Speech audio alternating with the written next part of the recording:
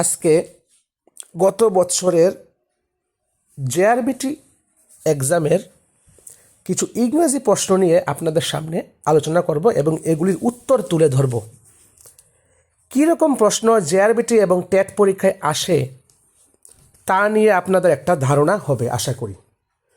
তাহলে চলো শুরু করা যাক। প্রথম কোশ্চেনটা আমাদের এসেছিল, what is the feminine form of Fox? Fox মানে শিয়াল। শিয়ালের স্ত্রীলিঙ্গটা কি? ফক্সকে আমরা শিয়াল মানে পুংলিঙ্গ, ফক্সের স্ত্রীলিঙ্গ হলো ভিক্সেন। Fox Vixen. ডগটা হলো বিচ। ডগ মানে কুকুর আর কুকুরি মানে বিচ।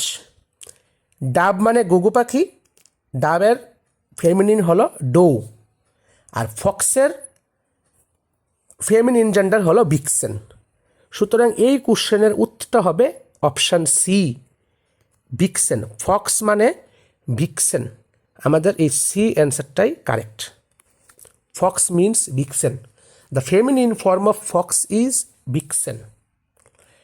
45 নম্বর কোশ্চেনটা একটু দেখুন। Which of the following is the masculine form of goose? Goose মানে হলো রাজহাঁস বা রাজহাঁসের বা রাজহংসী। এটার ম্যাসকিউলিন কি মানে পুংলিঙ্গ কি?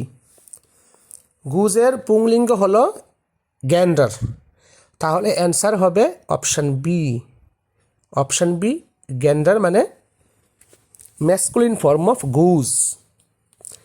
46 নম্বর কোশ্চেনটা এসেছিল, I have dash 1 rupee note. এখানে আর্টিকেলের অপশন দেওয়া হয়েছে এ এন দি এবং নান অফ দিস। আমরা জানি 5টি ভাওয়েল রয়েছে, A E I O U. Normally vowel উচ্চারণের আগে আমরা এন বসাই নর্মালি, কিন্তু যদি কোনো ওয়ার্ডের উচ্চারণ ইউ বা ওয়ার মতন হয় তাহলে ভাওয়েল কনসোনেন্ট যাই হোক তার আগে এ বসবে। যদি ওই শব্দটার উচ্চারণ ইউ বা ওয়ার মতন হয় তাহলে এখানে কোশ্চেন রয়েছে 1 রুপি নোট। 1 উচ্চারণ করার সময় আমাদের আসে ওয়া। 1 রুপি নোট মানে ওয়া। যেহেতু ইউ বা ওয়ার মতো উচ্চারণ হয়েছে তাহলে একদম চোখ বন্ধ করে আমরা এ অপশনটাকে উত্তরে নিতে পারি। I have a 1 rupee note.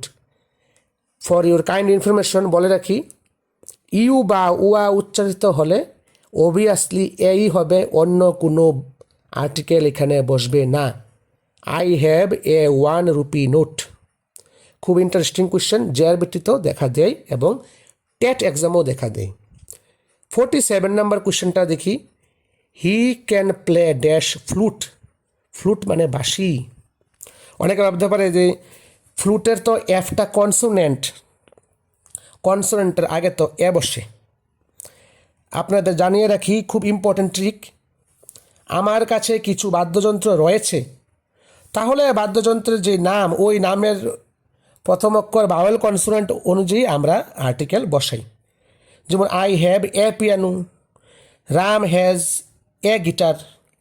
কিন্তু যখন বাদ্যযন্ত্র বাজানো হয় মানে সেন্টেন্সটাতে বোঝায় যে সে বাদ্যযন্ত্র বাজাতে পারে বা বাজানোর মোশনটা প্রকাশ করে, যে সে কোনো কিছু বাজায়, কোনো বাদ্যযন্ত্রটাকে সে বাজানোর জন্য ইউজ করছে। বাদ্যযন্ত্র বাজাইলে তার আগে দা বসাতে হয়। তাহলে 47 নম্বর অ্যান্সারটা হবে he can play the flute. C number অপশনটা কারেক্ট হবে, the. He can play the flute. এই প্রশ্নগুলি বিগত জেআরবিটি এক্সামে এসেছিল। এরকম আরও প্রশ্ন আমি আগামী ক্লাসে আলোচনা করব। আপাতত এতটুকুই। Take care.